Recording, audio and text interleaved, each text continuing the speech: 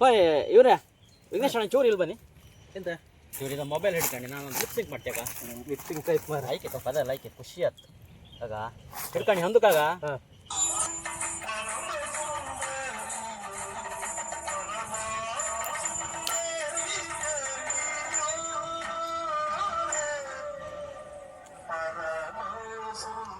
ಎಂತದೆ ನೀವು ಲಿಪ್ಸಿಂಕೆ ಮಾಡ್ತೀರಲ್ಲ ಹಾಂ ಒಂದು ಸ್ಟೆಪ್ ಹಾಕಿ ಕಾಂಬ. ಸ್ಟಪ್ ಆಗೋ ನಂಗೆ ಬರ್ತಿಲ್ಲ ಯಕ್ಷಗಾನದಲ್ಲ.